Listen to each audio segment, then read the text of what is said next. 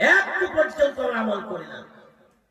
আমরা মনে করি এভাবে আমাদের জীবন চলে যাবে, এভাবে এই দুনিয়াদারি করে আমরা বিদায় নিয়ে নেবো। একবার তো নামাজ পড়লাম না, একবার মসজিদে আসলাম না, মুয়াজ্জিনটাকে একবার সাড়া দিলাম না। দুনিয়াতে আল্লাহ তাআলা সর্বশ্রেষ্ঠ বান্দা করে প্রেরণ করেছে, সর্বশ্রেষ্ঠ মাখলুক করে প্রেরণ করেছে, আর সর্বশ্রেষ্ঠ দিন দিয়েছে, আর সর্বশ্রেষ্ঠ ধ্বনি আযান। আযানটা আমরা প্রতিদিন শুনি, প্রত্যেকেই আমরা কমপক্ষে 30 বার করে আল্লাহু আকবার শব্দটা কানে ভেসে আসে। এটা আমরা জানি আল্লাহ সবচেয়ে বড়। আশহাদু আল্লা ইলাহা ইল্লাল্লাহ, আমরা সাক্ষ্য দিচ্ছি আল্লাহ ছাড়া কেউ নাই। এটা প্রত্যেকে আমরা শুনছি, আযান শুনছি, তবু কিন্তু আমরা মসজিদে আসে না। মায়েরা আযান শুনছি, নামাজ পড়ি না। মায়েদের কারণে বেশি দোষ দিতে পারবো না, কারণ পুরুষের চাইতে মায়েরা বেশি আমল করে। যদিও আমরা মসজিদে যেতে পারি না, অনুমতি নাই, কিন্তু আমরা আমলের দিক থেকে বেশি। কেন? উদাহরণ আপনার সামনে, আপনি স্বামী, আপনার স্ত্রীকে জিজ্ঞাসা করুন, আপনি স্বামী হয়ে 5টা সূরা জানেন, আমি জেনে রাখলাম, আমি বলে রাখলাম, আপনি কমপক্ষে হয়তো 5টা জানেন। আপনার স্ত্রীকে জিজ্ঞাসা করুন, আপনার চাইতে 2টো বেশি জানেন, 7টা জানেন। আপনি নামাজটা পুরুষ এখনো পর্যন্ত ইমাম সাহেবের পেছনে জুমার নামাজ পড়ছেন সাপ্তাহিক ভাবে, ঈদুল ফিতর, ঈদুল আজহার নামাজ পড়ছেন, এমনকি মাঝে মধ্যে আপনি মসজিদে নামাজ পড়তে যাচ্ছেন, তবুও ঠিক করতে পারেননি যে আমার আত্মাহিয়াত কেমন করে পড়তে হয়, দরুদ শরীফ কেমন করে পড়তে হয়, ওই মাসুরা কেমন করে পড়তে হয়, কিভাবে পড়বো এতটুকু জানি কি জানি না। অনেক পুরুষ আছি আমরা 3টি হয়তো জানি না, কেউ আত্মাহিয়াত জানি, কেউ দরুদ জানি না, কেউ দরুদ জানে, দরুদ শরীফ জানে, আমরা দোয়া মাসুরা জানি না। অনেক মুসল্লি আছে একটাও জানে না, শুধুমাত্র ইমাম সাহেব যা করবে তাই। একটা ঘটনা মনে পড়ে গেল, মজা। একটা লোক তার স্ত্রীকে বলছে, আরে জুমার নামাজ রোজ পড়তে বলছিস, একদিন যাবো, কিন্তু জামা তুই ঠিক করে রাখিস। কিন্তু ওই লোকটা কি ছিল? আগে ছিল ডাকাত। ভোর হবে না হতে, ফজরের আযান পড়তে না পড়তে মেন রাস্তায় পৌঁছে যেত। যাওয়ার পরে ওই রাস্তা দিয়ে যে আসতো, ফকির বেশি হোক বা কোন মানুষ আসতো, ভদ্রলোক, তার কাছে কেড়ে নিত, জামা খাপ কেড়ে নিয়ে, টাকা পয়সা কেড়ে নিয়ে সকালে তার স্ত্রীকে দিয়ে দিত। এটাই ছিল তার ইনকামের রাস্তা, আর কোন রাস্তা ছিল না। একদিন সকালবেলায় দাঁড়িয়ে আছে, একটা ফকির চলে আসছে, ফকিরকে ধরেছে। এই চোররা না শুনে ধর্মের কাহিনী, চোর কখনো ধর্মের কাহিনী শুনে না, কি বুঝবে?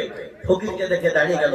ফকির বলছে, বাবা আমি তো কোনো গ্রামে এখনো ঢুকিনি, আমি টাকা পয়সা পাবো কোথা থেকে? কিছুই তো পাইনি আমি। আমি শুনবো না, তোমার জামা চেক করবো। জামা চেক করতে করতে ফকির বাবা পড়েছে একটা সুন্দর জামা, সেই জামাতে অনেকগুলি জেব ছিল, পকেট জেব ছিল। এই জেব খুঁজতে খুঁজতে হয়রান হয়ে গেল। বলে, এত জেব খুঁজতে পারা যায়? এত জেব খুঁজতে গেলে সকাল হয়ে যাবে, আর গ্রামের লোকের সামনে পিটিয়ে দিবে। তার মানে আপনি আমাকে জামাটা দিয়ে দিন। জামাটা নিয়ে চলে গেল, স্ত্রীকে দিল। স্ত্রী, আজ কিছু পাই নাই, এই জামাটা পেয়েছি, টাকা পয়সা তো ভরা, টাকা তো বাজার চেক করতে পারে নাই।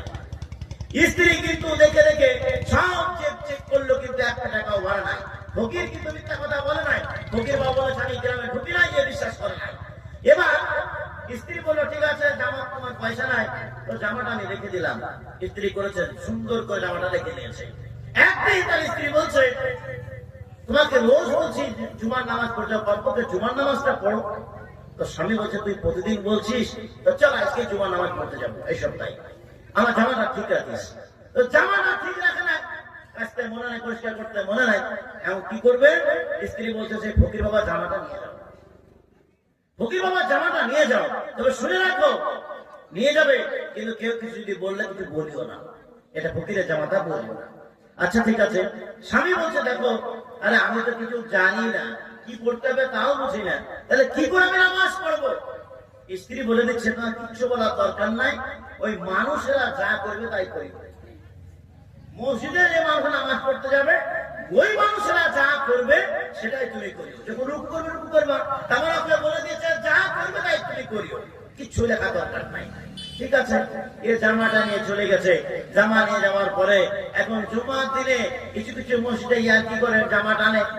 এই রমজান আসছে দেখবেন কিছু এলাকায় তারাবি করবে, গুটিয়ে দেবে মসজিদে, গুটিয়ে দেবে। এইভাবে হয়, ছেলে গেলে করে। এই লোকটা ফকিরের জামা পরে চলে গেছে, আর একজন করেছে বাপরে কি সুন্দর করেছে রে, এই জামা ডিজাইন করে জামা পড়লো কোথা থেকে, এর পেছন দিক থেকে একবার টেন মেরে দিয়েছে, এক পিস দিয়েছে, একটা টান মেরেছে। এ মনে মনে ভাবছে আমার বউ বলে দিয়েছে লোকে যা করবে তাই করে, এটাই করতে হয়, তাহলে ইয়ে করে দিকে সামনে গায়ে একজনকে টেনে দিয়েছে, সামনে গায়ে একজন করেছে কি আরেকজনকে টেনেছে। এইভাবে করতে করতে একবার গোটা মসজিদ হয়ে গেছে। ইমাম সাহেব বলছে কি ব্যাপার, এরকম কেন হলো আজকে জুমার দিনে, কে করলো কে করলো? ধরা গেল সেই ফকির বাবা জামা পড়া লোকটা। তুমি কেন করলো এরকম? বলে আল্লাহরই তীরে আমি কিছু করিনি, আল্লাহরই কসম আমি কিছু করিনি। বলে কেন তুমি বললে? বলে আমি নামাজ পড়তে যাই না হুজুর, আমার বউ বলে দিয়েছিল লোকে যা করবে তাই তুমি করিও, আমাকে পেছন দিক থেকে টেনেছিল, আমি টেনে দিয়েছি। আমি তো আত্মাহিয়াতেও জানি না, দরুদ শরীফও জানি না, আলহামদুলিল্লাহ জানি না, ও যা বলেছে তাই করেছে, আর যা হয়েছে পেছন দিক থেকে হয়েছে, আমার কাছ থেকে কিচ্ছু হয় না। তাহলে এরকম মুসল্লি আছে না? নাই আছে। এই জন্য বলি পুরুষেরা আমরা কম জানি, কিন্তু মহিলাদেরকে জিজ্ঞাসা করো, 5 জায়গায় 7টা সূরা জানে, 10টা সূরা জানে, আত্মাহিয়াত জানে, সওয়ালে রোজা রাখে। কোন পুরুষ আছি আমরা এখনো পর্যন্ত সওয়ালে রোজা রাখতে পারলাম না? রমজান মাসে 30টি রোজা রাখবো কিনা তাই সন্দেহ। হিমশিম খাচ্ছি কোনো কোনো মানুষ, বাহানা টানছি, অসুখ বিসুখের বাহানা দিয়ে আমরা মাসটাকে মাস কাটিয়ে দিলাম। আরে আল্লাহ তাআলা একটা মাস দিল, সেই মাসের কদর করলাম না। আগামীতে আসবে কথাগুলো ভালো করে ইশারা দিয়ে গেলাম, শুনে রাখেন। আরে মা বোনেরা 30টি রোজা তো পালন করে, এই 30টি রোজা পালন করার সময় যদি কোনো অঘটন তাদের ভিতরে ঘটে, যেটা 3 দিন 5 দিন 7 দিন ক্লিয়ার করলাম, আপনারা বুঝতে পারছেন। এই 3 5 7 এই 7 দিন যদি তাদের বাকি থাকে, এই বাকি ভাঙা রোজাগুলো তারা কষ্ট করে অন্য মাসেও তারা রাখে। ইমাম সাহেবদেরকেও জিজ্ঞাসা করে, কিন্তু সওয়ালি রোজা তারা ছাড়ে না। অত সহজ নয়। সওয়ালি রোজা 6টি রোজা তারা পালন করবে, বাকি তার ভেঙে গিয়েছিল 3টি 5টি 7টি রোজা, সেটাও তারা পালন করবে। আর আমাদের যদি একটা রোজা যদি ছেড়ে যায়, একটা যদি বাদ দিয়ে দিই, এই বেটা ছেলেরা পুরুষ মানুষেরা একটা রোজা পারবো না, ওই একটা কিন্তু পরবর্তীতে রাখে না, ওটা পূরণ করে না। তাহলে মহিলাদের মা বোনের কত ধৈর্য, 7টা রাখলো আবার 6টা রাখলো। আমরা 30টি রোজা রাখতে গিয়ে হিমশিম খেলাম, একটা ছুটলে পরে তার ক্ষতিপূরণ দিলাম না।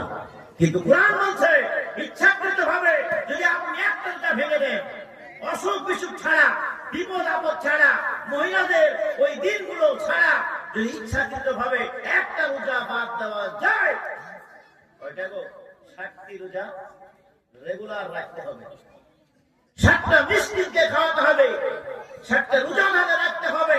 পারবে? একটা রোজা রাখতে গিয়ে তো হিমশিম খাচ্ছি, একটা রোজাকে সঠিক করতে গেলে, সোজা করতে গেলে যদি 7টি রোজা রাখতে হয়, আর 7টি রোজা রাখতে গিয়ে আবার যদি ভেঙে যায়, সারা জীবন যদি আপনি রাখেন ইচ্ছাকৃত ভেঙে, আর আপনি ওই রোজাটার আপনি চূড়া লাগাতে পারবেন না। আর মহিলারা কত কষ্ট করে, মা বোনরা, আরে এত মায়া লাগে, এত ভালো লাগে।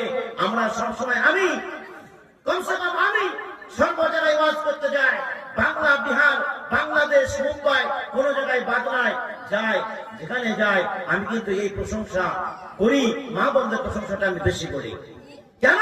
আমরা আমাদের হালাত বুঝি, আমরা আমাদের অবস্থা বুঝি, আমরা না শিক্ষিত, আমরা না আরবি জানি, আমরা মাদ্রাসায় পড়েছি, কিন্তু অন্যান্য মানুষেরা, আপনাদের মতো সাধারণ মানুষেরা আপনাদের স্ত্রীদেরকে জিজ্ঞাসা করুন, আমাদের চাইতে বেশি জানে। কিন্তু এই নয় যে আমাদের চাইতে আমার বউরা বেশি জানে, অত সহজ নয়। সুতরাং আমরা সেই দিনটা এখনো পর্যন্ত ভুললাম না। মন দিক সেদিক করে ঘুরে বেড়ালাম, মসজিদে আজান পড়লো, আজানে শুনে আমরা নামাজ পড়তে এলাম না। কিন্তু কেউ যদি মারা যায়, ওই জানাজা আর জীবনও ছাড়লাম না। অত সহজ নয়। মহিলারা মানুষ বলে কিন্তু দেখতেই যায়, আজই পায়, আর কিচ্ছু পায় না, আর কিচ্ছু পায় না। কিন্তু ওই পুরুষেরা মাটি দিতেও যায়, লাশটাকে দেখে, জানাজা পড়ে, কত তারা যায়। এই নেকি পাওয়ার জন্য 5 ওয়াক্ত নামাজ তারা পড়ে না, যারা 5 ওয়াক্ত নামাজ ধারে না কিন্তু জানাজা ছাড়ে না, জানাজা পড়ে চলে যায়, জীবনে ভালো ভালো পোশাক পরে মসজিদে প্রবেশ করেনি, জুমার দিনে পরিষ্কার জামা পরে পরিষ্কার করে এসেছে, 5 ওয়াক্ত যারা নামাজ পড়ে দেখবে কিছু মুসল্লি কিছু বয়স্ক বাচ্চারা আছে যেমন জামা পেল তেমনি সেই জামাটা যেমন তেমন নোংরা জামা পরে মসজিদে প্রবেশ করলো। আরে ও বাবজি, আপনার কি ভালো জামা ছিল না? কিন্তু সেই দিন পার করছেন কি করে যেই দিন আপনার বিহাই মারা গেল, যেই দিন আপনার কেউ আত্মীয় স্বজন মারা গেল, সেই দিন আপনি নতুন লুঙ্গিটা কি করে বার করলেন, ভালো জামাটা কেমন করে বার করলেন, ফরাসি কি ভাইয়া হাজার হাজার মানুষকে দেখানোর জন্য আপনি নতুন পোশাকটা বার করে নিয়ে গেলেন। আর যে মহান আল্লাহ তাআলা হাজার হাজার মানুষের রব, ছোট্টা বাচ্চা, যে বাচ্চার কাছে আপনি দাঁড়াচ্ছেন সেই বাচ্চার কাছে নোংরা জামা পরে নিয়ে চলে গেছেন। আর দুনিয়ার সমস্ত শ্রমিকের দল, আমরা কর্মচারীর দল, এই কর্মচারীদেরকে ভালো জামা দেখাতে দিয়েছেন।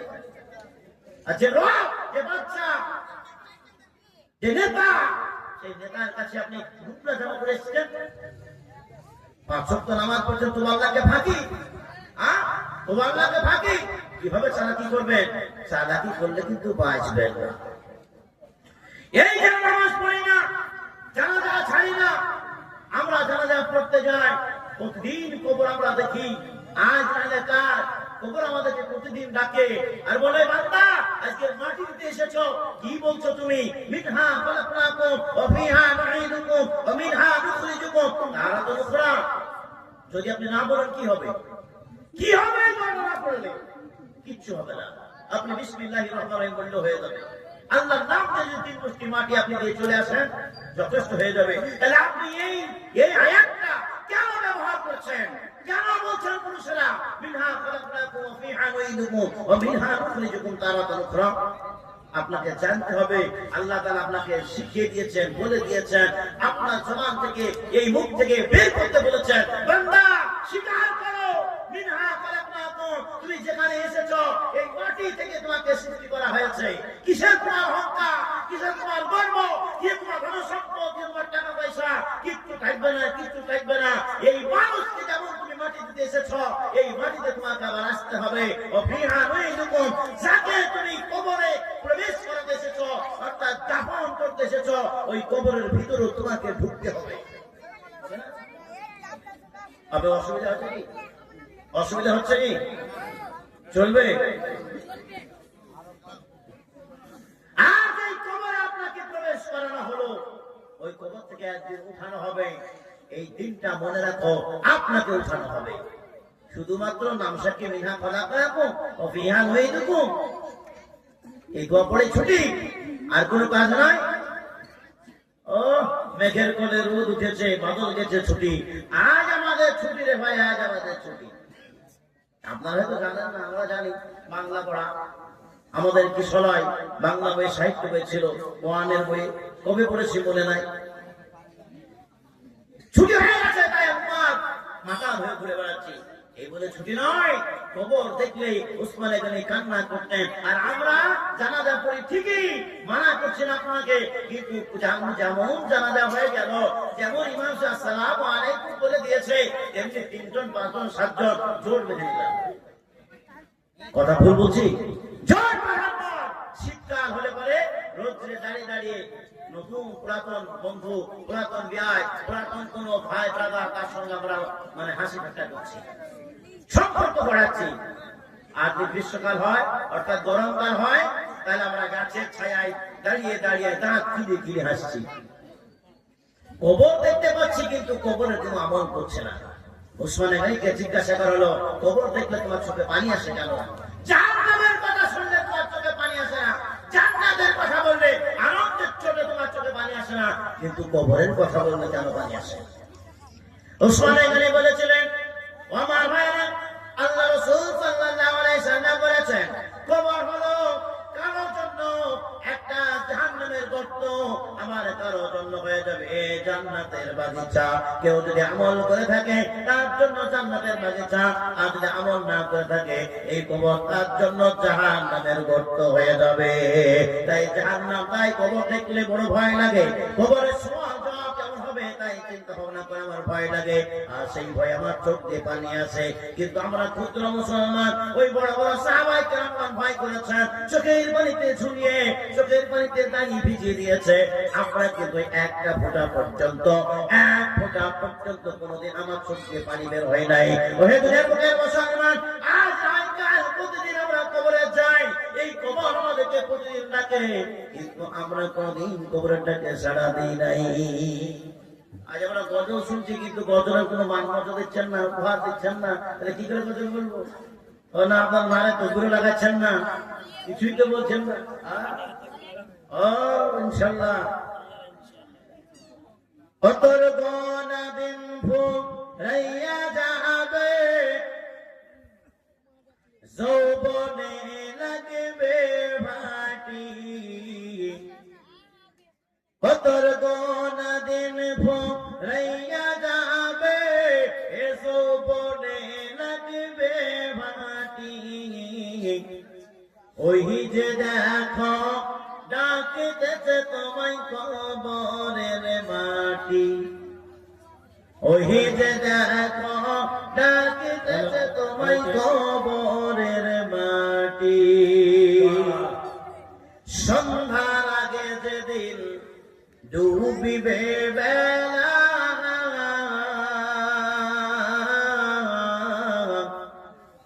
এক পলকে ভেঙে যাবে তোমার অঙ্গেরই খেলা। সন্ধ্যার আগে যেদিন ডুবিবে বেলা, এক পলকে ভেঙে যাবে তোমার অঙ্গেরই বেলা।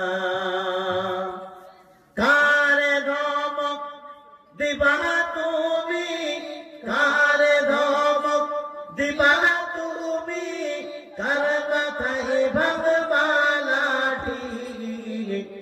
ওই যে দেখো ডাকিতেছে তোমায় কবরের মাটি, ওই যে দেখো ডাকিতেছে তোমায় কবরের মাটি। ও তোর গোনা দিন ফুরাইয়া যাবে, এই যৌবনে লাগবে ভাটি। ওই যে দেখো ডাকিতেছে তোমায় কবরের মাটি, ওই যে দেখো ডাকিতেছে তোমায় কবরের মাটি। আমি তো জানি না, ইনশাল্লাহ ঠিক আছে। খবর পেয়ে আসবে আত্মীয় স্বজন,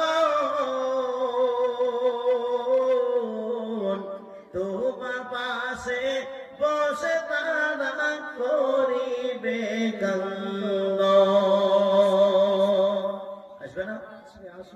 মা মারা গেছে, বাবা মারা গেছে, স্বামীর অভাব ততক্ষণই হয় মহিলারা। বাপ বললে কি থাকে, বাবা বললে থাকবে না, ভাই বললে থাকবে না, আত্মীয় স্বজন বললে থাকবে না। তবে অনেক মহিলা এখনো আছে স্বামীর বিনা অনুমতি কোথাও যাবে না, আছে না? এক হাদিসে এক সাহাবিয়ার বাবা মারা গেছে, পিতা মারা গেছে, তবুও কিন্তু দরজার পাশে দাঁড়িয়ে আছে। লোকেরা বলছে তুমি যাও নাই কেন এখনো? বলে আমার যিনি কর্তা, আমার যিনি সব, আমার যিনি হাজব্যান্ড, স্বামী, তিনার অনুমতি ছাড়া আমি কিন্তু এক পা বাড়াতে পারবো না। বাবা মারা গেছে তবু কিন্তু যাচ্ছে না। তো আমরা এখন সাধারণ মানুষ, যতই বলি না কেন আমরা কেউ থাকতে পারবো না, থাকতে পারবো কি পারবো না। সবাই খবর পেয়ে ছুটে চলে আসবে, আর ওই লাশের পাশে চারিদিকে সব কান্না করবে। কান্নার ডিজাইন কিন্তু আলাদা হয়ে যাবে। মা বোনদেরকে এবার বলছি, কান্না আমরা করি ডিজাইনের কান্না। কেউ সুর ধরে, কেউ কিছু বলে গেছে, সেই কথাটা তার কাছে, লাশের কাছে আমরা বলি। 10 জন আছে, 20 জন আছে, তারা শুনছে। এরকম করে গেছিল, এরকম করে গেছিল। এই যে আমরা সুর করে কান্না করি, মানুষকে জানিয়ে এটা কি ঠিক নয়। এই লাইফ মারছে বলো তুমি, এটা কি পঞ্চরস যাত্রা হচ্ছে নাকি? তাহলে আমরা কান্না করবো ঠিকই, দুঃখে আমাদের চোখে পানি আসবে, কিন্তু বুক চাপে চুল ছেড়ে বিভিন্ন সুর করে আমাদের কান্না জায়েজ না। খবর পেয়ে আসবে আত্মীয় স্বজন, তোমার পাশে বসে তারা করিবে কান্দ, সাজায়া দিবে মনের মতো, সাজায়া দিবে মনের মতো, কি সুন্দর পরিপাটি।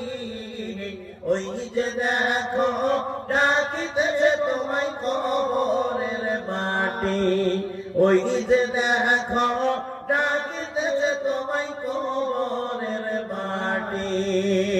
ও তোর গোনা যৌবন ফুরাইয়া যাবে, এই যৌবনে লাগবে ভাটি। ওই যে দেখো ডাকিতেছে তোমায় কবরের মাটি, ওই যে দেখো ডাকিতেছে তোমায় কবরের মাটি।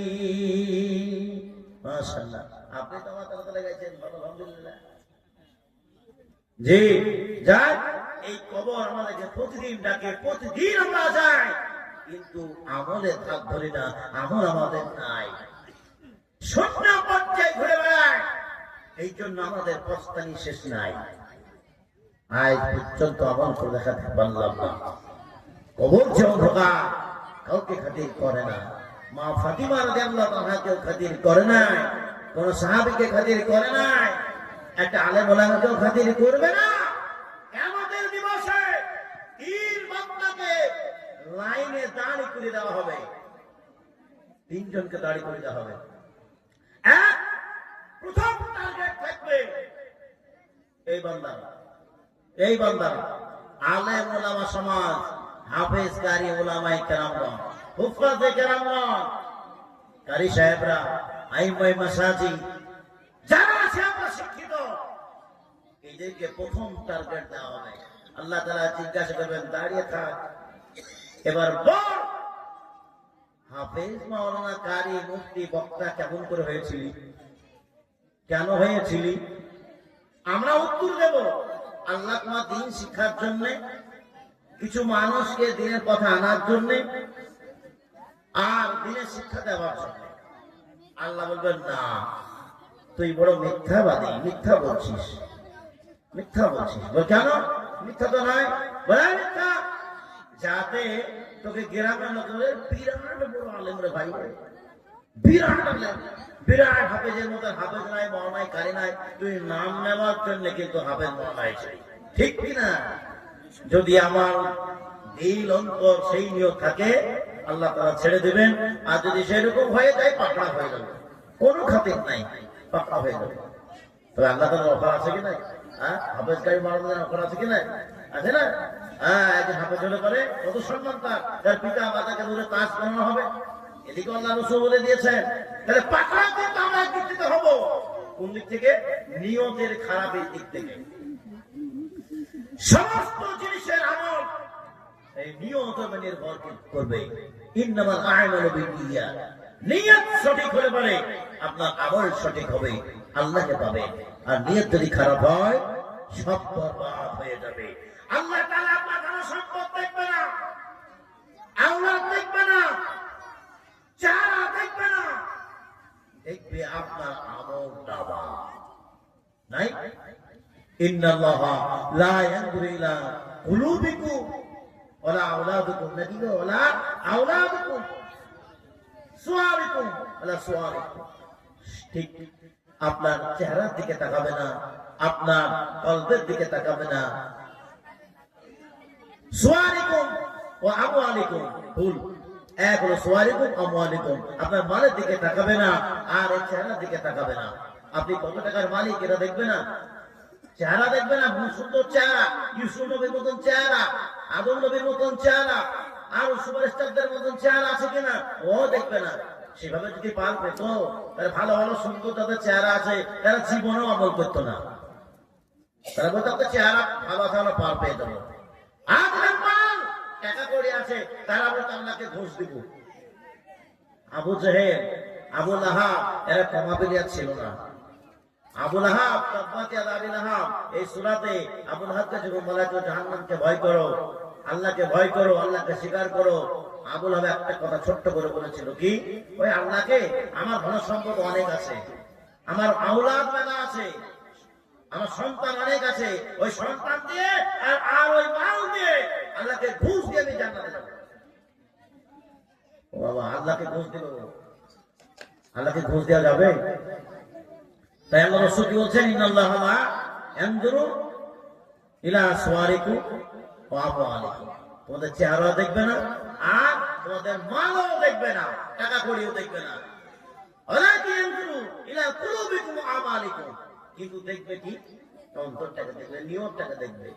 নিয়তটা ভালো হলে পার, আর নিয়ত খারাপ হলে কি পার। নিয়ত ভালো হলে ডান দিকে জান্নাত, আর নিয়ত খারাপ হলে বাম দিকে জাহান্নাম করে যাবে। আর আমালিকুম, আপনার আমলটাকে দেখবে, আমলটা আপনি কি করেছেন। এই জন্য নিয়তটা সহি রাখি। তাই নিয়তের জন্য আমরা যদি ধরা পড়তে পারি, আল্লাহ রাসূল সাল্লাল্লাহু আলাইহি ওয়াসাল্লাম বলেছেন তিনজন বান্দাকে খাড়া করে দেওয়া হবে। প্রথম টার্গেট নেবে উলামা সমাজ। 2 নম্বর মুজাহিদ, যারা জিহাদের ময়দানে মৃত্যুবরণ করেছে, শহীদ হয়ে গেছে, তাদেরকে জিজ্ঞাসা করা হবে তোরা কি হয়েছিলি বল। এরা বলে আমরা জিহাদ করতে করতে মৃত্যুবরণ করেছি, শহীদ হয়ে গেছি। আল্লাহ তাআলা বলবেন না, তোরা দুনিয়ার বুকে নাম নেওয়ার জন্য যুদ্ধের ময়দানে গিয়েছিলি, যুদ্ধের ময়দানে গিয়েছিলি যাতে তোদেরকে শহীদ বলে, শাহীদ বলে ঘোষণা করে, মুজাহিদ বলে ঘোষণা করে। তোরা দুনিয়ার বুকের মানুষের কাছে নাম নিয়েছিলি, সত্য কিনা? যদি সত্য হয়ে যায় আল্লাহ তাআলা খাতির করবে না। তবুও জেনে রাখো, শহীদের দরজা সবচাইতে উঁচু। এদিকে বড় ফায়দা আছে আল্লাহ তাআলা, শহীদের দরজা সবচাইতে উঁচু। সুতরাং এই 3 নম্বর বান্দা থাকবে কে, যার অনেক টাকা পয়সার গদিতে যে বসে আছে, সে ধন সম্পদের মালিক, যে অহংকারে পড়ে থাকে, যে সেইটার থেকে বলবে তোকে টাকা দিয়েছিলাম, পয়সা দিয়েছিলাম, কি করেছিলি বল, কি করেছিলি বল। এ অহংকার দেখাবে, আমি দান করেছিলাম, অনেক দান করেছিলাম। দানকারী ব্যক্তি কেউ ছাড়বে না। এই দানকারীকে কি বলবে, দান করেছি, বলে হ্যাঁ টাকা দিয়েছিলাম, তুমি দান করেছিলাম, বলে না, এমন ভাবে তুই দান করেছিলি 10,000 টাকা কে দিবে, হাত তুলে দিলাম। সারা বছর পাত্তা নাই, আছে না? না, সারা বছরের পাত্তা নাই। নাম কিন্তু এখানে নিয়েছিল, এই মাহফিলের নাম নিয়েছিল 10,000 টাকা দিব, কিন্তু দেখতে আর গোটা বছর খুঁজে পাওয়া যায় না। ও কিন্তু ওখানে নাম নিয়েছিল। এর দেখা দেখে আরেকজন বলছে আমি 20,000 দেব। যদি আপনি সঠিক নিয়ত দেন, এই দানের বদলে জান্নাত যাবেন। আর যদি বলেন না, তাহলে ওইখানে নামটা নিয়ে নি। একটা খ্যাপা 2 জন যাওয়া শুনতে এসছে, ও কিছু জানে না, কিছু জানে না। তো বলছে যেমন দান কথা বলতে লেগেছে, কে দিবে 20,000, কে দিবে 20,000। একজন খ্যাপা বলছে তুই উঠ, তুই উঠ, উঠে উঠে আমি 20,000 দেবো। এবার মহান সাহেব দোয়া করবেন কিনা, ও কি জানে খেপায়, ও তো বক্তা সাহেব, নতুন এসে এই এলাকায়, ও খেপার জন্য দোয়া করতে গেছে। একজন যে বলছে হুজুর থামেন থামেন, ও খেপা, ও প্রথমেই 20,000 টাকা দেওয়া হাত দিয়েছিল। ও কি জানতো? ও তো জানে না, কিন্তু আমরা তো জানি, আমরা সব বুঝি। আল্লাহ তাআলা বলছেন দিনের বুকের মুসলমান সবটা হয়ে যাও, আমল করতে থাকো, আমল ছাড়া কেউ পার পাবা না। ফাতিমা রাদিয়াল্লাহু আনহাকে কবরে যখন রাখা হলো, আবু যার গিফারি রাদিয়াল্লাহু আনহু তিনি বলছেন, এই কবর তুমি কি জানো কাকে এনেছি তোমার কাছে? কবর কোনো উত্তর করে নাই, একবার উত্তর হলো না। দ্বিতীয়বার আবু যার গিফারি বললেন, ওহে কবর রাখো কি খবর, কাকে তোমার কাছে এনেছি? খবর কোন উত্তর করে না, খবর কোন কথা বলে না। আবু যার গিফারি আবার গম্ভীর হলেন আর বলতেন, কবর রে তুমি কে খবর রাখো না, এর পরিচয় পত্র কি তুমি জানো না? আমি আবু যার গিফারি, আমি তোমার কাছে এর পরিচয় পত্রটা দিয়ে যাচ্ছি, তুমি শুনে নাও। এমন এক ব্যক্তি, এর প্রথম পরিচয় হলো ইনি হচ্ছেন দোজাহানের বাদশা, মুহাম্মদ রাসূলুল্লাহ সাল্লাল্লাহু আলাইহি ওয়াসাল্লামের কলিজার টুকরা নয়নের মণি মা ফাতেমা। কার বেটি? কার বেটি? কার বেটি? মুহাম্মদ রাসূলুল্লাহ সাল্লাল্লাহু আলাইহি ওয়াসাল্লামের বেটি। এর চাইতে বড় পরিচয় কারো আছে? আমরা কার বেটা? অমুকের বেটা, অমুকের বেটা। যদি একটা মশলা ভুল বলে দিই, তাহলে আমার নাম তো ভুল বলবে, আমার বাবার নামটাও ভুল বলবে। কি করে? কে বলেছে? অমুকের বেটা। বুঝতে পারলেন? এক জায়গায় কুরবানির সময়, আমরা কুরবানি মশলা জানি কি জানি না? সবাই জানি তো। কান কাটা, নাক কাটা, লেজ কাটা, এই খুব আলা গরু কুরবানি হবে না, খুব আলা চলবে না। আপনি শুনেছেন ইমাম সাহেবের কাছে জুমার দিনে এখন সে মানে চালাকি করে হাঁটে গিয়ে ওই খুঁটটাকে কিনে নেবে। খুঁট কিনে আনার পরে আবার সেই ইমাম সাহেবকে জিজ্ঞাসা করছে কি হুজুর এটা হবে? হুজুর কি বলবে? এবার কি বলবে? তুমি তো কিনেই গেছো, হবে না কেন? হবে। আর হুজুরের আগে ওই যখন বাজার থেকে ওই হাট থেকে নিয়ে আসছিল, গ্রামে ঢুকতে না ঢুকতেই যেই যাকে দেখা যাচ্ছে তাকে জিজ্ঞাসা করে, আরে গরুটা কিনে আনলাম, তা এরকম কান কাটা হবে?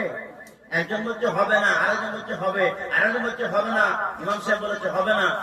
ইমাম সাহেব বলছে দেখি ইমাম সাহেবকে জিজ্ঞাসা করি। এবার ইমাম সাহেবকে জিজ্ঞাসা করলে ইমাম সাহেব বলছে হবে। তো ইমাম সাহেব ঘুরে বলছে ওই দুনিয়ার লোকে সবাই বললো হবে না, আর আপনি আবার ঘুরে বলছে হবে। বলে কেন তুমি জুম্মা দিয়ে ওয়াজ শুনোনি? তুমি জেনে শুনে কেন এনেছো? আমার কথা হবে করবা, আমার কি মশলা তুমি শুনবে না? তোমার হবে, হাওয়ালি হবে, সবাই হয়ে যাবে। শরীয়ত যদি না মানো তো কি হবে? কি বললেন? এরকম হয় না। কে ফতোয়া দিল? অমুকের বেটা দিল। এবার বন্ধ হবে কার? ইমাম। মানুষ উল্টো বুঝে, উল্টো পথে চলে। তাই বলছিলাম কি, আমরা প্রত্যেকেই জানি যে এই কুরবানির মশলা মাসাইল আসবে, আর ইমাম সাহেব থেকে ফতোয়া আমরা নেব। তাই যে কথাগুলো আলোচনা হচ্ছিল, আজ আমরা পরিচয় পত্র দিয়েও পার পাবো না। ফাতিমা রাদিয়াল্লাহু তাআলা এত পরিচয়, বড় পরিচয়ের একটা পাত্রী, মুহাম্মদ রাসূলুল্লাহ সাল্লাল্লাহু আলাইহি ওয়াসাল্লামের কলিজার টুকরা নয়নের মণি, তাও তিনি পার পেলেন না। এবার আবু যার গিফারি রাদিয়াল্লাহু আনহু তিনি আবার আগমনিত হয়ে দ্বিতীয়বার তিনি তার পরিচয় ব্যক্ত করলেন। আর বল, হে কবর, তুমি কি জানো এর 2 নম্বর পরিচয় হলো ইনি হচ্ছেন হযরত হাসান হুসাইনের মা জননী, যিনি হচ্ছেন জান্নাতের রানী হযরত মা ফাতিমা রাদিয়াল্লাহু তাআলা, হাসান হুসাইনের মা জননী। 2টা পরিচয় হয়ে গেল। 3 নম্বর পরিচয় হলো, হে কবর, 3 নম্বর পরিচয় শোনো, ইনি হচ্ছেন হযরত আলী, চতুর্থ খলিফা হযরত আলী রাদিয়াল্লাহু আনহু অর্ধাঙ্গিনী স্ত্রী। এত পরিচয়, এত বড় পরিচয় কারণ নাই, কারণ নাই। 4 নম্বর পরিচয় যেটা সবচাইতে বড়, সবচাইতে ভালো, সেটা হলো কি, যতগুলো পৃথিবীতে নারী বসবাস করছে, এই মরণের পরে যতগুলো নারী জান্নাতে প্রবেশ করবে, ওই জান্নাতি নারীদের একজন সর্দারিনী হবে। ওই সর্দারি নারীর নাম হলো মা ফাতিমা রাদিয়াল্লাহু তাআলা। এত বড় পরিচয় কারো আছে? কারো নাই, একবার লিখিত। এবার কবর চুপ হয়ে গেল। আবু জাহেল কেবলের আগে বারবার বলে, কবরের কাছ থেকে কোনো উত্তর আসে না। গায়েব থেকে একটা ভাষা ভেসে এলো, আল্লাহ রাব্বুল আলামিন জেনে দিলেন। কবর উত্তর দিল, কবর উত্তর দিল গম্ভীর ভাষায়, জানিতে না চাগে আমি বংশের পরিচয়, কি বাবা তাকে বা পিতা, কে আত্মীয় স্বজন, কে বাবা তাকে বা পিতা, কে আত্মীয় স্বজন, যিনি শুধু তার আমি আমল নাম। আমি বাবা চিনি না, ভাই চিনি না, মা চিনি না, কোনো আত্মীয় স্বজন, পুত্র পরিজন কাউকে বুঝি না। আমি শুধুমাত্র বুঝি তার আমল নামা। আমল নামা যদি সঠিক থাকে, ফাতিমা হলে পার পাবে, জাইদা হলেও পার পাবে, জয়নাবা হলেও পার পাবে, কুলসুম হলেও পার পাবে, অন্যান্য নারী হলেও পার পাবে। কিন্তু যদি ওই আমল নামা যদি না থাকে, আমল যদি না করে থাকে, যেমনই নাম হোক না কেন, ওই নারী পার কোনদিন পাবে না, কোনদিন পাবে না। আজ আমরা কবরের চিন্তা ভাবনা করি না। কবরে আমরা কি জবাব দেব, কি উত্তর দেব, সেই ভাবনা কোনদিন ভাবি না। কিন্তু হযরতে ওমরে ফারুক রাদিয়াল্লাহু আনহু সর্বদাই তিনি চিন্তা ভাবনা করেছেন, ওই কবরের জবাব কেমন করে দেব, মহারবের দরবারে যেই দিন দণ্ডায়মান হব, আল্লাহ রাব্বুল আলামিন যেদিন প্রশ্ন করবে, সেই প্রশ্ন উত্তর কেমন করে দেব, সেই চিন্তায় চিন্তিত হয়ে পড়েছেন। এই চিন্তা ভাবনার দিক থেকে একটা হাদিস মনে পড়ে গেল। বিশ্বনবী মুহাম্মদ রাসূলুল্লাহ সাল্লাল্লাহু আলাইহি ওয়াসাল্লামের দুইজন নাতি ছিলেন, হাসান হুসাইন ছিলেন, কি ছিলেন না? এদিকে একদিন হযরত ওমর রাদিয়াল্লাহু আনহু তার এক সন্তান আব্দুল্লাহ, কি নাম ছিল? আব্দুল্লাহকে ভর্তি করে দিলেন একটা স্কুলে। আর এদিকে হুসাইন রাদিয়াল্লাহু আনহু তাকেও স্কুলে ভর্তি করা হলো। দুইজন পড়ে। হুসাইন কিন্তু জুনিয়র, আর আব্দুল্লাহ জুনিয়র, আর হুসাইন হচ্ছে সিনিয়র। হুসাইন কি সিনিয়র আর আব্দুল্লাহ ছোট, এ জুনিয়র। একদিন কলেজে মন ঘটে, এখনকার কলেজে যা ঘটছে ভাই বলার কিছু নাই, সব আমরা দেখতে পাচ্ছি। যদি আমরা কলেজ যাই নাই, কলেজ করেছে কেউ? এই আলেম মানে অনেক মানুষ মনে করে, এক জায়গায় বললেন, এক জায়গায় বলছে যে মন্দিরা বাংলা পড়া জানেই না, ইংরেজি লিখতেই জানে না। এত তুচ্ছ মনে করে ভাই, এত তুচ্ছ মনে করে। এক জায়গায় আদায় করতে গেছি মাদ্রাসায়, দিয়ে কলমটা আমার খারাপ হয়ে গেছে, আমারই কথা বলছি। দোকানে কিনতে গেছি, যে দোকানে কিনে কলমটা লেখা উঠছে না। তা আমি বলছি লেখা উঠছে না, দেখো নাই। ও বলছে আপনি কলম ভরতে তো জানেন না, রাগ উঠবে না?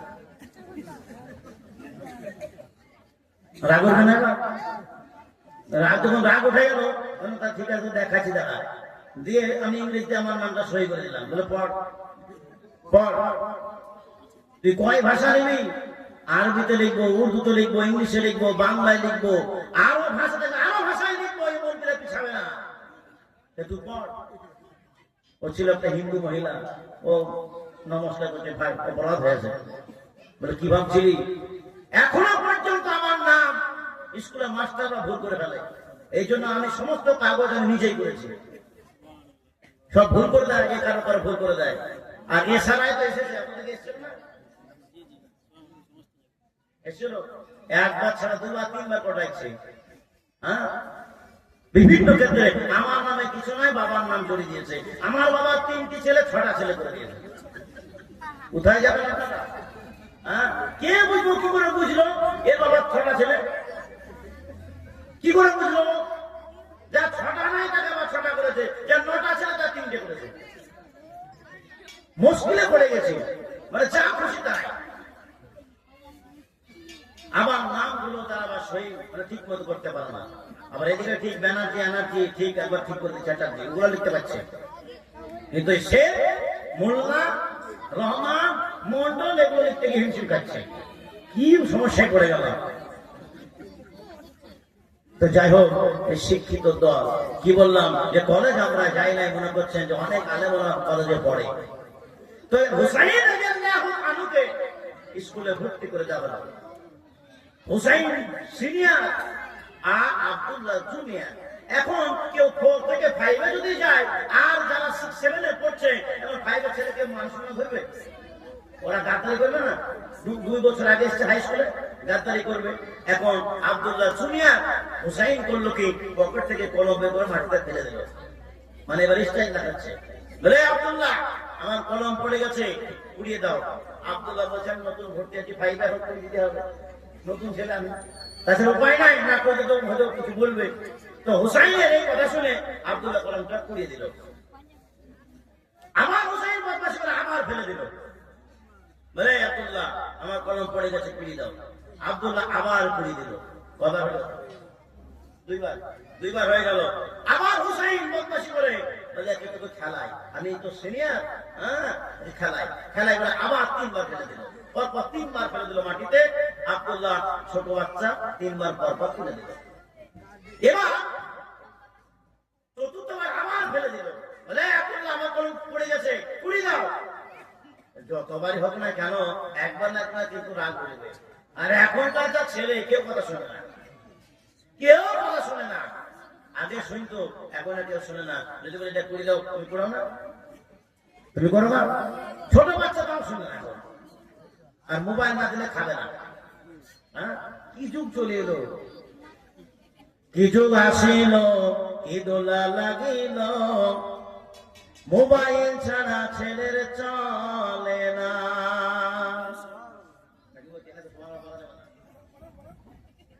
নাকি বলছেন? মোবাইল ছাড়া ছেলে চলে না। পেটে ভাত নাই থাক, পরনে যাই থাক, পরনে যাই থাক, পেটে ভাত নাই যাক, মোবাইল ছাড়া ছেলের চলে না। কি দোলা লাগিল, কি যোগ আসিল, মোবাইল ছাড়া ছেলের চলে না। ও ভাত খাচ্ছে কিন্তু ভাতই পেটে যাচ্ছে, হ্যাঁ না চা খাচ্ছে পেটে যাচ্ছে না, কোথায় যাচ্ছে? কি লাগানো মোবাইল, মা খালি ভরে দিচ্ছে কিন্তু দেখে যাচ্ছে, দেখে যাচ্ছে। এখন মা ডিস্টার্ব করে দেয়, ও কিছু বলতে চায়। মানে এমন একটা বড় লোকে ভাগ হয়ে যাবে, তুমি খাওয়ালে খাও, না হলে খাবো না, কিন্তু মোবাইল দেখা ছাড় কি হয় না, সব হচ্ছে, সব দেখা যাচ্ছে। হ্যাঁ, তো যাই হোক, এই কথা বলতে গিয়ে আব্দুল্লাহ পর 3বার উঠিয়ে দিল, কিন্তু চতুর্থবার আর উঠালো না। কবার হয় আর উঠালো না, চতুর্থবার যখন উঠালো না, হুসাইন বলল কি ব্যাপার আব্দুল্লাহ, তুমি উঠাও না কেন? আমার কলম মাটিতে পড়ে গেছে, তুমি উঠিয়ে দাও। আব্দুল্লাহ বলে হুসাইন পর 3বার ঘুরে দিয়েছে, কিন্তু আর উঠাবো না। বলে কেন, কেন তুমি উঠাবে না? হুসাইন বলে তুমি কেন উঠাবে না, তুমি কি জানো? আরে তুমি তো দূরের কথা, তোমার বাবা উমরে ফারুক রাদিয়াল্লাহু আনহুকে জিজ্ঞাসা করো, তোমার বাবা আমার নানা জান জনাবে মুহাম্মদ রাসূলুল্লাহ সাল্লাল্লাহু আলাইহি ওয়াসাল্লামের চিরকাল খাদিমগিরি করে গেছে, সেই খাদিমের পুত্র তুমি খাদেম। তোমার বাবা ছিল খাদেম, আমার নানার খাদেম, এখন তুমি আমার খাদেম। রাগ উঠবে কি উঠবে না? সেই সময় উমর কিন্তু প্রধানমন্ত্রী, এখন প্রধানমন্ত্রী ছেড়ে কেউ যদি বলে খাদেম বা চাকর, শুনবে? প্রধানমন্ত্রী ছেড়ে দেয়, প্রধানমন্ত্রী অনেক দূরে আছে, গ্রামের যারা ডিলার বা নিম্বা মোড়ল, মসজিদের সেক্রেটারি, যারা একটু পর্যায়ে আছে, পদে আছে, তাদের ছেলে কিছু বলুন, দেখবেন অ্যাকশন নিয়ে নেবে সাথে সাথে। হ্যাঁ, গরিবের ছেলে গরিবের মেয়ে পালিয়ে গেলে পালিয়ে গেছে নাকি, আর বড় লোকের মেয়ে পালিয়ে গেলে চলে গেছে। এইরকমই ঘটনা, বড় লোকের ছেলে যদি এক মানে মানে কিছু বলে অ্যাকশন নেবে, গরিবের ছেলে তো তার বাবা ভুল করেছে, তার বাবা ভুল করেছে, এটা রাগ করবেন না কেউ, বাস্তবিক ঘটছে এগুলো সব জায়গায়। এখন উমর ফারুক প্রধানমন্ত্রী, আর প্রধানমন্ত্রীর ছেলেকে কেউ যদি বলে চাকর, শুনবে? শুনবে না। কান্না করতে করতে আব্দুল্লাহ, কান্না করতে করতে ওমরের কাছে পৌঁছে গেলেন। ওমর তার চোখে পানি দেখে বললেন, বেটারে তোমাকে স্কুলে ভর্তি করেছিলাম, কিন্তু তুমি ক্লাস করা বাদ দিয়ে চোখে কেন পানি নিয়ে চলে এলে? বলো, পড়াশোনা বাদ দিয়ে তোমার চোখে পানি কেন? কে তোমাকে কি বলেছে? কেন তুমি কান্না করছো বলো? আব্দুল্লাহ বলছে, আব্বা জান গো, আমি কখনো স্কুলে যাব না, ওই হুসাইন আমাকে অপদস্থ করেছে, হুসাইন আমাকে এমন কথা বলেছে যে এই কথা শুনলে আপনার রাগ উঠে যাবে। আব্দুল্লাহর কথা শুনে উমর ফারুক বলে, কি বলেছে বলো বেটা? আব্দুল্লাহ আব্বা জান হুসাইন বলেছে তুমি নাকি মুহাম্মদ রাসূলুল্লাহ সাল্লাল্লাহু আলাইহি ওয়াসাল্লামের খাদিমগিরি ছিলে, সেই খাদিমের পুত্র আমি খাদেম, এই কথাটা বলেছে। ও আমার আব্বা জান, এই কথার বিচার যখন পর্যন্ত না পাবো ততদিন পর্যন্ত আব্দুল্লাহ স্কুল যাবে না। প্রধানমন্ত্রীর ছেলেকে চাকর বলা, এখন এই বিচার হবে, তারপরে স্কুল হবে, না স্কুল বন্ধ। হুসাইন রাদিয়াল্লাহু আনহু চুপচাপ, ওমর রাদিয়াল্লাহু আনহু তিনি বলছেন, আব্দুল্লাহ মোর কলেজার টুকরা নয়, এমন আব্দুল্লাহ রে, আজকে এই কথার বিচার হবে না, আগামী জুম্মার দিনে খুতবা দেওয়াকালীন, বক্তব্য দেওয়াকালীন বিচার হবে। আর যত দুনিয়ার ঝোড় ঝামেলা হয় জুম্মার দিনে হয়। আমরা মাইকে কথা করে আজকে জুম্মার দিন, পবিত্র জুম্মার দিন, আর আমি বলি না আজকে পবিত্র জুম্মার দিন নয়, আজকে পবিত্র ঝগড়ার দিন। মনে হচ্ছে জুম্মার দিনে কিন্তু ঝগড়া হয় মসজিদে, যা কিছু হবে মসজিদের বেতন নিয়ে, ইমামের বেতন নিয়ে জুম্মার দিন, কোন মিটিং হবে জুম্মার দিন, কিছু হবে জুম্মার দিন, ফাইসাল হবে জুম্মার দিন, যা কিছু যদি কেউ চাবিকে মানে খাজাঞ্চি কাউকে দিকে পাঠায় আবার চেঞ্জ করে, তাও জুম্মার দিন। হিসাব দিন করতো তাও জুম্মার দিন, জুম্মার দিন ছাড়া কিছু নাই। আর আল্লাহ তাআলা বলছেন আল্লাযীনা আমানু ইযা নুদিয়া লিস-সালাত মিন ইয়াউমিল জুমআহ ফাসআউ ইলা যিকরিল্লাহ। খাস করে জুমার দিনে ডাক দেওয়া হলো, হে মুমিনের দল, ঈমানদাররা, যখন মুয়াজ্জিন ডাক দিবে এই জুমার দিনে খাস করে তোমরা কি করো, কাজকর্ম ছেড়ে দিয়ে দ্রুত গতিতে তাড়াতাড়ি মসজিদে চলে এসো, আল্লাহর জিকিরের দিকে চলে এসো। আমরা কাজকর্ম থাকলো জুমার দিনে এলাম ঠিকই, নামাজ পড়া হয়ে গেল, দোয়া প্রার্থনা হয়ে গেল, এইদিকে সিন্নি বিলা নিয়ে কিংবা কোনো বিষয় নিয়ে এদিকে নামাজ পড়ার পরে সামনে গেল। তাহলে পবিত্র জুম্মার দিন ছিল, ওই পবিত্র জুম্মার দিন পরিবর্তে পবিত্র ঝগড়া দিন হয়ে গেল। সব পরিবর্তন হয়ে যাচ্ছে, আশ্চর্য লাগে সময় সময় আমাদের। তো যাই হোক, এই জুম্মার দিনে ফয়সালা হবে ঘটনা। হযরত ওমর রাদিয়াল্লাহু আনহু তিনি প্রেসিডেন্ট, তিনি খুতবা দিচ্ছেন, বক্তব্য দিচ্ছেন, তিনার অনুমতি ছাড়া কেউ খুতবা দিত না, ইমামতি কেউ করতো না সেই সময় সেই মসজিদে। তিনি বক্তব্য দিচ্ছেন, খুতবা দেওয়া করে স্টপ করে দিলেন, বন্ধ করে দিয়ে বলছেন, হুসাইন তুমি মসজিদে এসেছো কিনা? যদি এসে থাকো তাহলে তুমি ঘন্টায় মাথায় যাও, দাঁড়িয়ে যাও। হুসাইন এখন দাঁড়িয়ে গেল। আব্দুল্লাহ মনে মনে ভাবছে এবার তো বিচার খেলা শুরু হবে, খেলা দেবেন, আনন্দ হবে, দেখবো, ভালো করে দেখবো হুসাইনকে কেমন করে মানে, কেমন করে বকে, কি বিচার হয়। ওমর রাদিয়াল্লাহু আনহু বললেন, হুসাইন আগে চলে এসো। হুসাইন টুকটুক করে আগের দিকে গেলেন, বলেন, হে হুসাইন তুমি কি বলেছো আমার বেটাকে, আমার ছেলেকে আব্দুল্লাহকে কি বলেছো যার মানে স্কুল যেতে চায় না, বাইনা ধরেছে? হুসাইন বলে, আমিরুল মুমিনিন খলিফাতুল মুসলিমিন, আমি আপনার ছেলেকে একটা কথা বলেছি। আপনি বুকে হাত দিয়ে বলুন তো, আপনি কি আমার নানা জান জনাবে মুহাম্মদ রাসূলুল্লাহ সাল্লাল্লাহু আলাইহি সাল্লামের খাদিমগিরি করেন নাকি? একদম হাত দিয়ে বলুন, আপনি কি আমার নানা খাদিমগিরি করেননি? কেই বা করেননি? মুহাম্মদ রাসূলুল্লাহ সাল্লাল্লাহু আলাইহি সাল্লামের কেই বা খাদিম ছিলেন না? সমস্ত সাহাবীরা খাদিম করে করে সারা জীবন কাটিয়ে দিয়েছেন। ওমর রাদিয়াল্লাহু আনহু এই কথা শুনে কিছুক্ষণ চুপ করে গেলেন। তিনি আশ্চর্য সহকারে আল্লাহ রাব্বুল আলামিনের দরবারে মনে মনে ফরিয়াদ করলেন, আল্লাহ তাআলা কেমন একটা ব্যাপার ঘটে গেছে, তো সুযোগ পেয়ে গেছি, এবার আমার জীবনের ফলাফলের রেজাল্ট আমি তৈরি করে নেব। তোমার দরবারে কি বলবো সেটা আমি ফলাফল আজকেই কষে নেব। হযরত হুসাইন রাদিয়াল্লাহু আনহুকে বলছেন, হে হুসাইন তুমি যেই কথাটা বলেছো সেই কথাটা তুমি খাতা কলমে লিখতে পারবে? কি বলো? হুসাইন বলো, অবশ্যই, যেই কথাটা আমি মুখ দিয়ে বের করেছি ওই কথাটা আমি খাতাতে লিখে দিতে পারবো। লিখেছেন আপনার খাতা যখন আসা হলো, হুসাইন লিখে দিলেন, আমি লিখেছি ওমর ফারুক রাদিয়াল্লাহু আনহু আমার নানা জনাবে মুহাম্মদ রাসূলুল্লাহ সাল্লাল্লাহু আলাইহি সাল্লামের খাদিমগিরি করতে, তার চতুর্পাশে থাকতে, তাকে দেখতে, তার অনুসরণ করতে, তার অনুকরণ করতে, তার হাদিস মানতে, তার কোরআন মানতে, তার কথাবার্তা অনুযায়ী চলতে আমি সর্বদাই দেখেছি ওমর ফারুক আমার নানা জনের খাদিমগিরি করে গেছে, খিদমত করে গেছে। যা আমি সই করে দিলাম, ইতি হুসাইন ইবনে আলী, আলীর পুত্র হুসাইন, সই করে দেওয়া হলো। যা আমি আমার লিখা লিপিবদ্ধ করে দিলাম। এখন লেখা হয়ে গেল ওমর নাকি মুহাম্মদ রাসূলুল্লাহ সাল্লাল্লাহু আলাইহি ওয়াসাল্লামের খাদিম ছিলেন। এখন লেখাটা হয়ে গেছে, খাতাটা ওমরে ফারুক রাদিয়াল্লাহু আনহু তিনি চোখের কাছে তুলে ধরলেন, চোখের কাছে তুলে ধরে তিনি কান্না করছেন।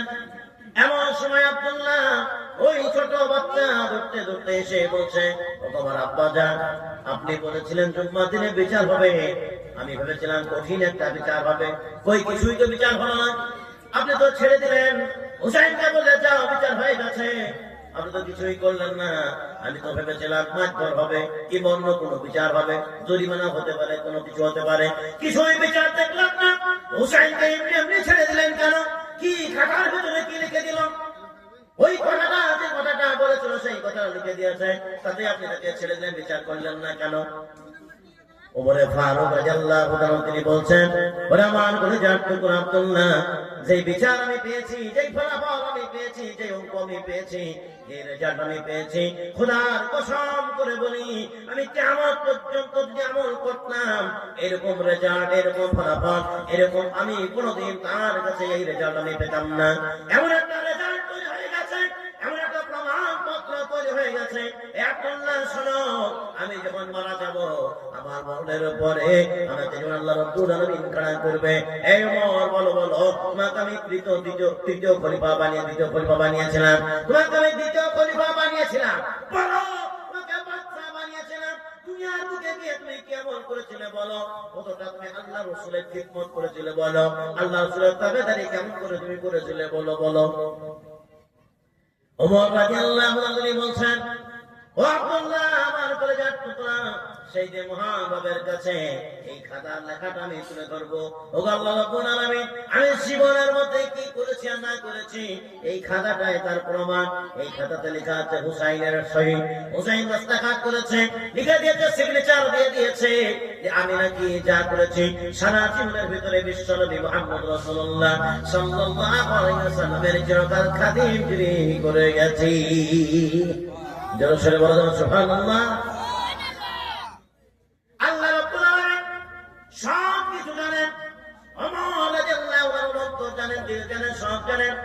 এই দিনের মধ্যে মুসলমান, আজকে আমাদের অন্তর যদি ঠিক থাকে আমরা পার পেয়ে যাব, নচেত আমরা যতই বড় হোক না কেন আমরা কখনোই পার পাবো না। এবার আপনারা আমাকে পার দেবেন কিনা? কোন একটা বেজে গেছে নাকি আছে? হ্যাঁ,